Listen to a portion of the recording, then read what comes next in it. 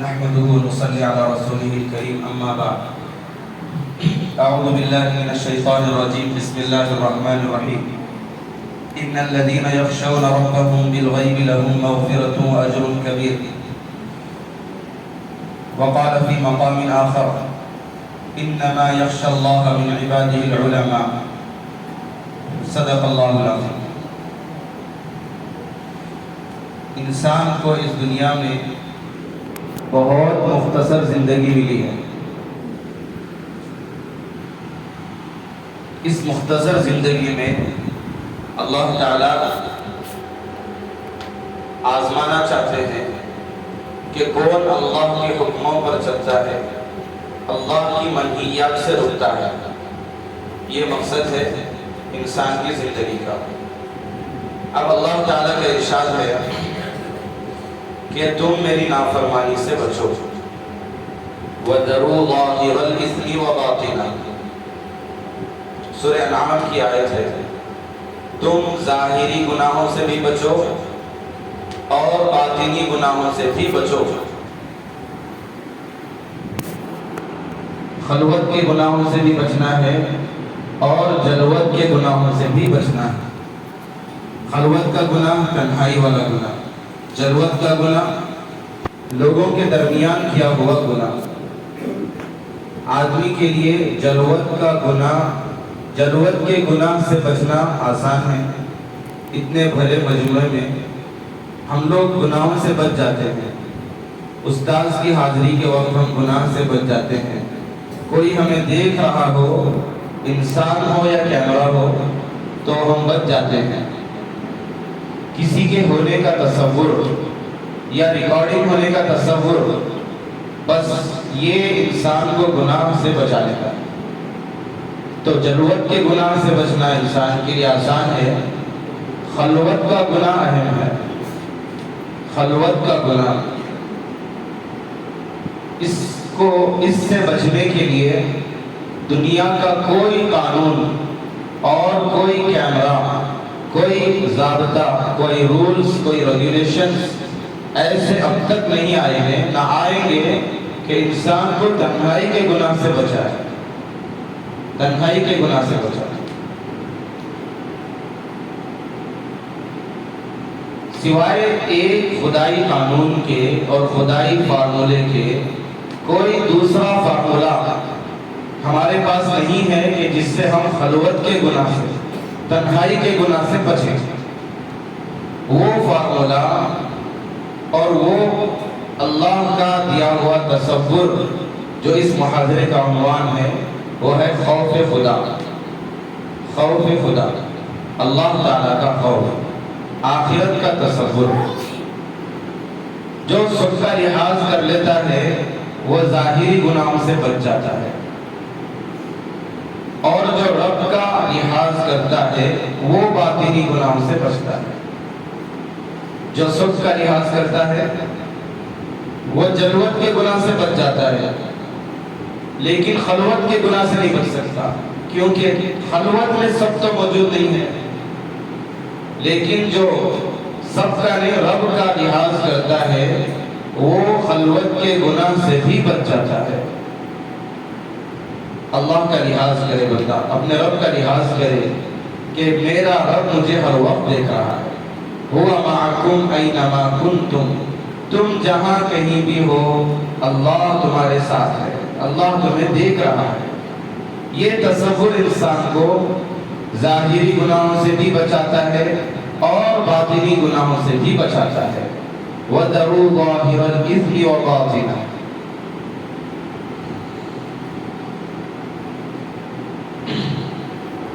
اللہ تبارک و تعالیٰ نے اپنے سے ڈرنے کا حکم دیا ہے. فَلَا تَخْشَوْهُمْ وَاخْشَوْنِي, فرماتے ہیں کہ تم لوگوں سے مت ڈرو, سب سے مت ڈرو. وَاخْشَوْنِي, رب سے ڈرو, مجھ سے ڈرو. کیوں؟ سب جو ہیں وہ عاجز ہیں, بندے کو پکڑ نہیں سکتے ہیں. سب جو ہیں وہ کمزور ہیں, وہ خود گناہوں میں ہیں. لیکن رب یہ عاجز نہیں ہے, یہ سوتا نہیں ہے. لا تأخذہ سنۃ ولا نوم, یہ کمزور نہیں ہے، یہ پاک ہستی ہے، یہ گناہوں میں ملوث نہیں ہے۔ اس لیے اگر بندہ رب کا لحاظ کرتا ہے، اپنے اندر خوف لاتا ہے تو گناہوں سے بچ جاتا ہے۔ جس طرح علماء لکھتے ہیں کہ جس طرح لوگوں کے تأثر سے نیکی کرنے کا نام ریا ہے، جس طرح لوگوں کے تأثر سے، یعنی لوگ موجود ہیں اس لیے میں نماز پڑھ رہا ہوں، جس طرح لوگوں کے تأثر سے نیکی کرنے کا نام ریاکاری ہے، اسی طرح لوگوں کے تأثر سے گناہ سے بچنا بھی ایک ریا ہے۔ لوگ موجود ہیں اس لیے گناہوں سے بچا ہوا ہے۔ آدمی اللہ کے تأثر سے نیکی کرے اور اسی کے خوف سے گناہ کو چھوڑے، یہ اصل ایمان ہے۔ خوف کسے کہتے ہیں؟ خوف کی تعریف، اس خوف کہتے ہیں اس ناگواری کو جس کے آنے سے انسان کے افکار میں ہیبت طاری ہو جائے۔ افکار کہتے ہیں فکروں کو، انسان کی فکر میں ہیبت طاری ہو جائے، اسے کہتے ہیں خوف۔ اور انسان اپنے بارے میں اندیشہ کرے، یعنی اپنے بارے میں خطرہ محسوس کرے کسی چیز کو لے کر، تو اسے کہتے ہیں خوف۔ یہ تو خوف ہو گیا، مطلق خوف۔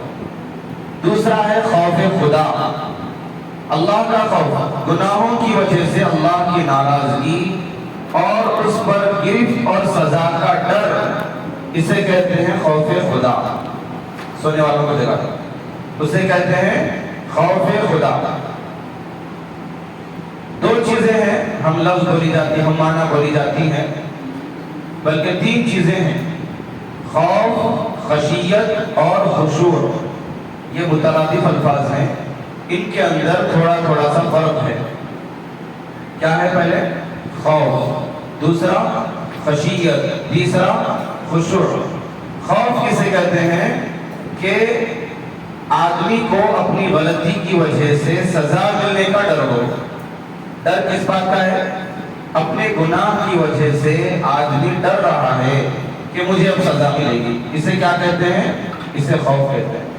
دوسرا لفظ ہے خشیت اور خشوع۔ خشیت اور خشوع کسے کہتے ہیں؟ کہ خشیت میں کسی کی جلالت شان کی وجہ سے اور اس کے مقام و مرتبے کی وجہ سے اپنی کوتاہی اور نقص پر اس کی ناراضگی کا ڈر ہو۔ لمبی تعریف ہے۔ سامنے والے کی جلالت شان، بہت بڑی ہستی ہے اور اپنے اندر نقص ہیں، کوتاہیاں ہیں، جس کی وجہ سے آدمی ڈر رہا ہو کہ کہیں مجھ سے گستاخی نہ ہو جائے اور یہ ہستی مجھ سے ناراض نہ ہو جائے، اسے کہتے ہیں خشیت۔ خشیت میں کوئی گناہ نہیں ہوتا، بلکہ انسان احترام اور محبت میں ڈر رہا ہوتا ہے۔ خوف، خشیت اسے کہتے ہیں۔ خوف کی مثال یہ ہے کہ طالب علم ہوم ورک کر کے نہیں آیا، اب کلاس میں پٹائی ہو رہی ہے تو طالب علم کو خوف محسوس ہو رہا ہے۔ دیکھیے، اپنی غلطی کی وجہ سے ڈر ہو رہا ہے، یہ ایک بات۔ خشیت کی مثال کیا ہے؟ کہ ایک استاذ کا کوئی ایک خاص طالب علم ہے، خاص، ہم لوگ زبان میں کچھ لفظ بولتے ہیں ریکارڈنگ کے لیے، وہ سمجھ لینا چاہیے، فلاں استاد کے خاص شاگرد، تو وہ شاگرد کو کی کوئی معمولی غلطی ہے تو وہ ڈر رہا ہوتا ہے کہ سب کو پتہ چلے، میرے مخدوم حضرت کو پتہ نہ چلے، میں جن کی خدمت کرتا ہوں، جن کے پاس میری عزت ہے، ان کو پتہ نہ چلے۔ چھوٹی موٹی غلطی ہے، غلطی بھی نہیں بلکہ کچھ ایسی بات ہے جس کی وجہ سے وہ ناگواری محسوس کریں، تو اسے کہتے ہیں خشیت، کہ کہیں میرا مقام نہ گر جائے، مجھے وہ اپنے سے دور نہ کر دے، اسے کہتے ہیں خشیت۔ علماء نے لکھا ہے کہ خوف کس کو ہوتا ہے، مقام خوف کس کو حاصل ہے؟ مقام خوف عوام کو حاصل ہوتا ہے۔ عوام ڈر رہی ہوتی ہے کیونکہ عوام سے اکثر گناہ سرزد ہوتا ہے، عوام سے گناہ سرزد ہوتا ہے، اس لیے وہ خوف کے عالم میں ہوتے ہیں۔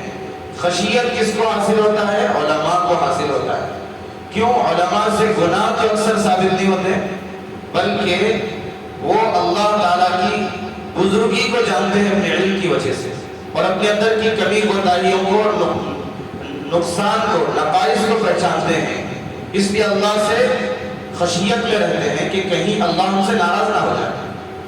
اسی لیے اللہ نے قرآن میں جب علماء کے بارے میں کہا تو خوف کا ذکر نہیں لایا، خوف کا لفظ نہیں ذکر کیا، بلکہ کہا انما یخشی اللہ من عبادہ العلماء، اللہ سے خشیت کس کو ہوتی ہے؟ علماء کو ہوتی ہے، علم کی وجہ سے اپنی کمزوریاں ان کو یاد ہے، اللہ کی بلندی ان کو یاد ہے۔ 3 درجے ہیں خوف کے، امام غزالی رحمۃ اللہ علیہ نے، علماء نے لکھا ہے کہ خوف کے 3 درجات ہیں، نوٹ کرنا چاہیے۔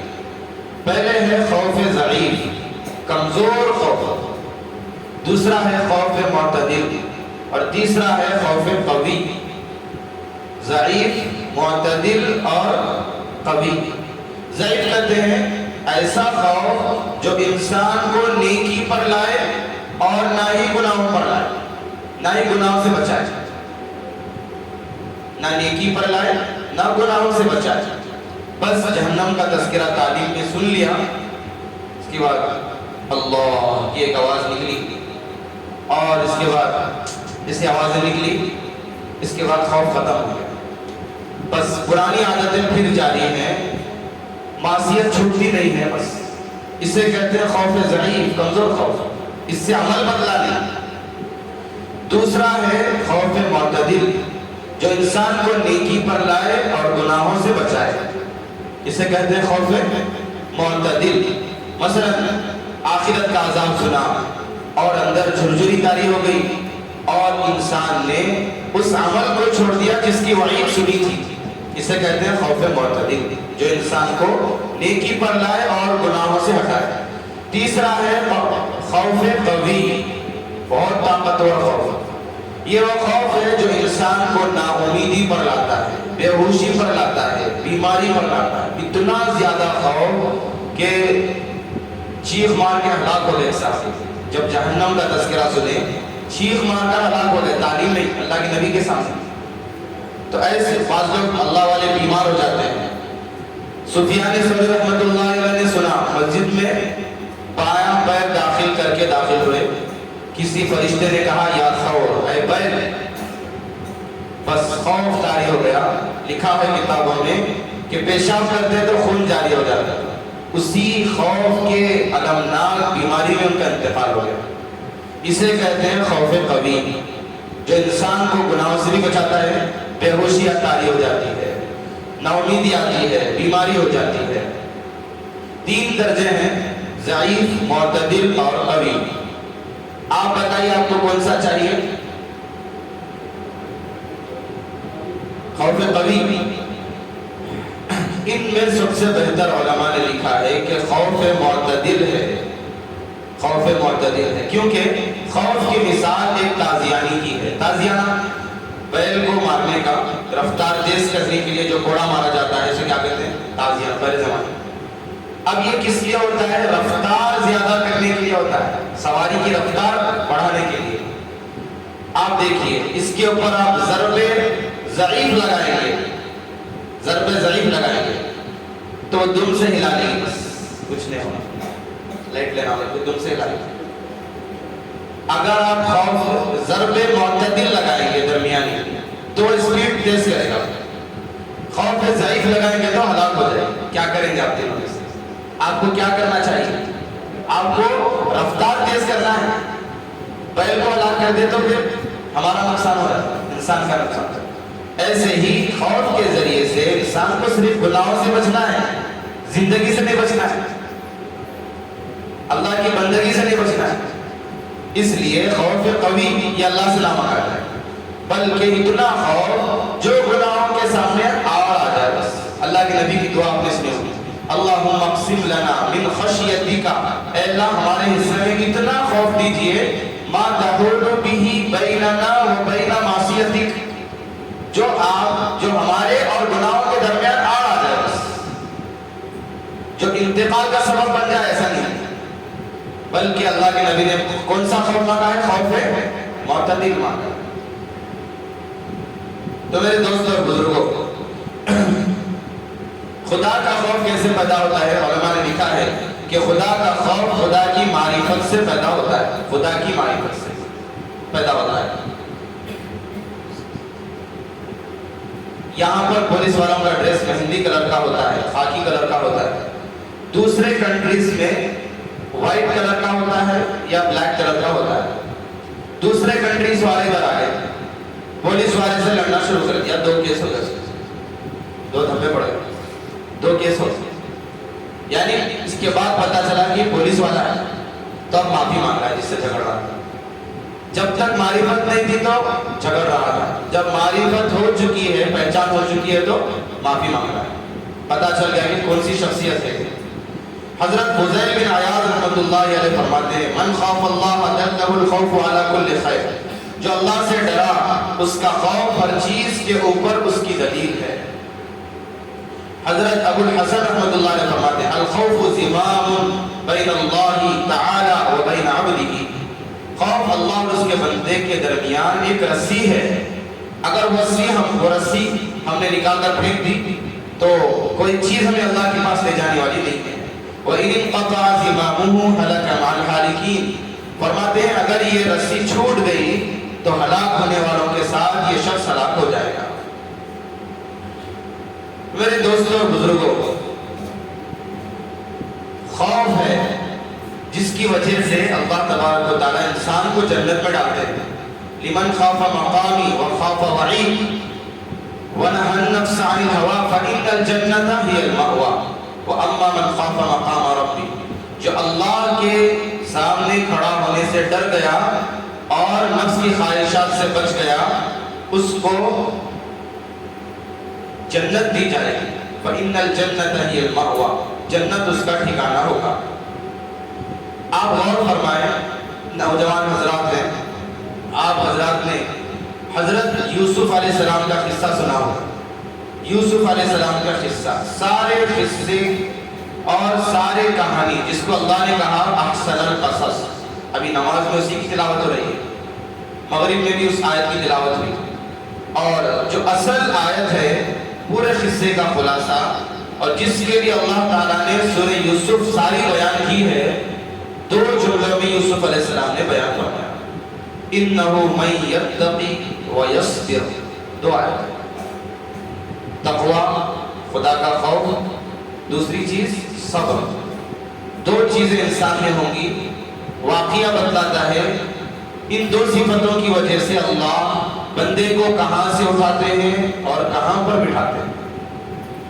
یوسف علیہ السلام کی زندگی بچپن سے لے کر جوانی تک حالات میں پستی رہی، ایسے خطرناک حالات، معصوم ہیں، نابالغ ہیں،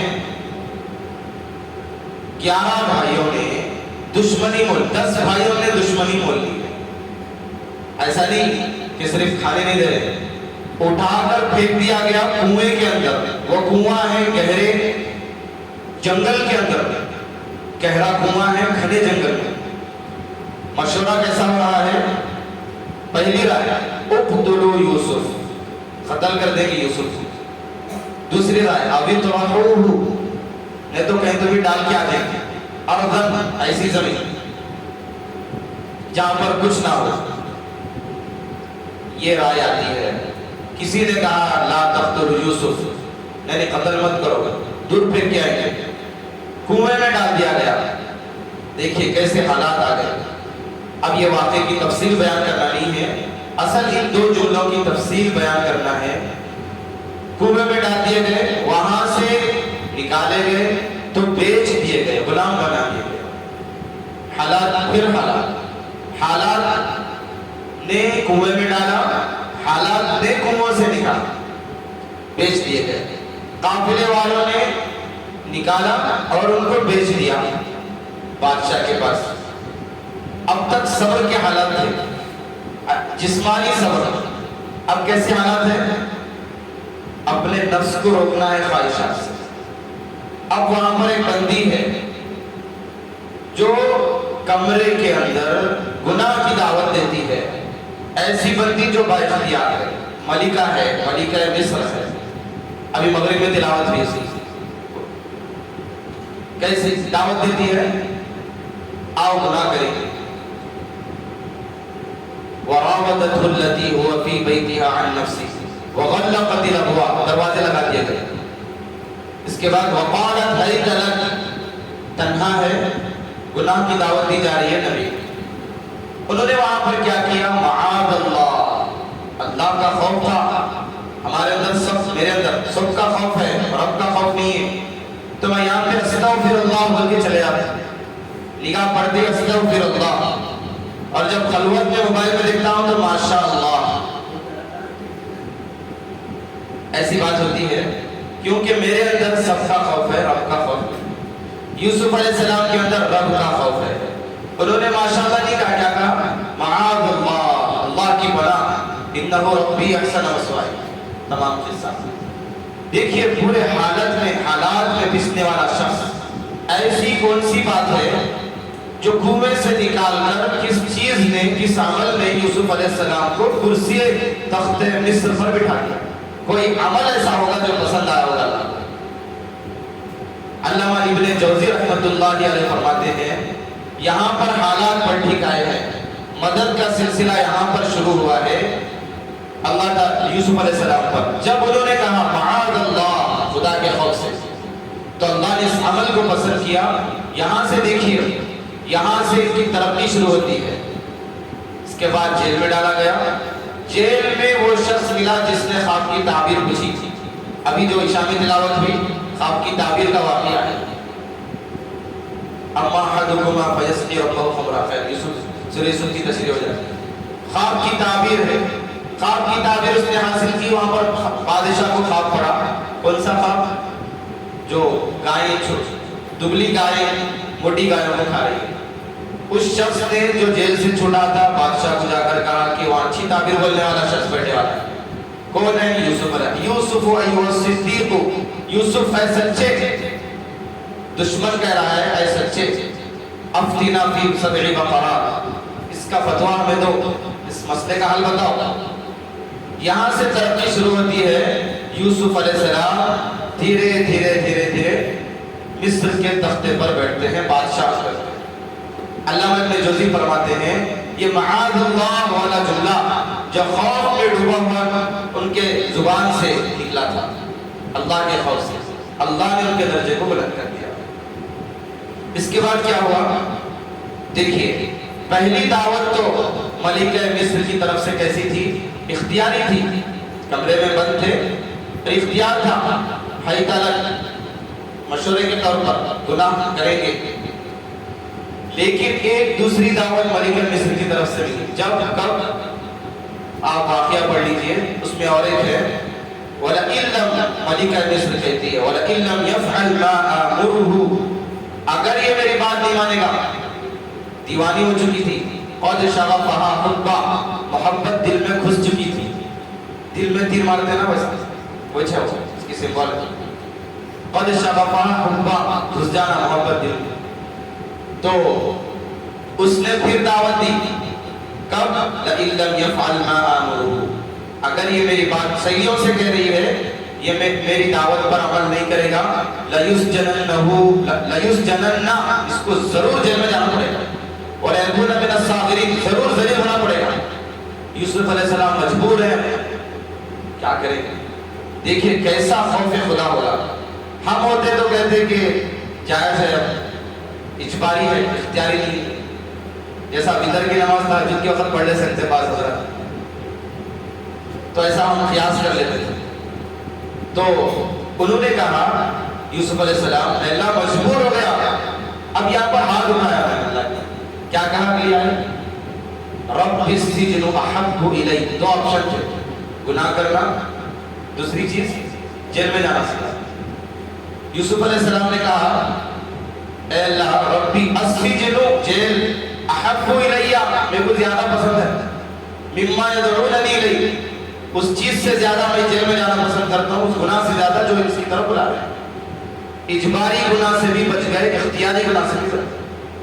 ऐसा तक़वा इख्तियार किया, खौफ की वजह से तक़वा, खौफ उनके दिल में था, खौफ खुदा की वजह से। पूरा वाक़या लंबा है। इसके बाद यूसुफ अलैहिस्सलाम को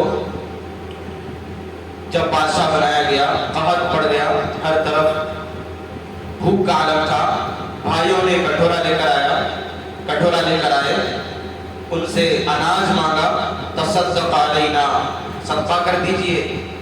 دیکھیے وہ بھائی جو کنویں میں ڈال کر آئے تھے، اللہ نے کیسا نظام چلایا، آج بھیک مانگ رہے ہیں، تصدق علینا، صدقہ دے دیجئے، خیرات دے دیجئے۔ ان اللہ یجزی المتصدقین، اللہ خیر خیرات والوں کو پسند کرتے ہیں۔ وہی تھوڑا عربی میں ہو گیا، بولے اتنا مجبور ہو گئے مکر کرنے والے۔ یوسف علیہ السلام بادشاہ بنے تھے، جب بھائیوں سے ملاقات ہوئی، پہچان ہوئی، اصل یہ جملہ سمجھانا ہے، میں سورہ یوسف میں گھس گیا۔ انہوں نے کہا کہ اَأَنْتَ يُوسُف؟ قَالَ أَأَنْتَ يُوسُف، بھائی نے کہا کہ کیا تم یوسف ہو؟ ایسا لگ رہا ہے کہ تم یوسف ہو۔ انہوں نے کہا قَالَ أَنَا يُوسُف، ہاں میں یوسف ہوں، بادشاہ میں یوسف ہوں۔ وَهَذَا أَخِي، یہ میرا بھائی بنیامین ہے۔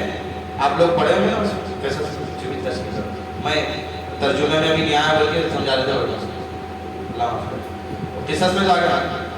تو انہوں نے کہا کہ انا یوسف وہذا اخی قد من اللہ علینا، اللہ نے ہم پر احسان کیا، مجھ پر احسان کیا۔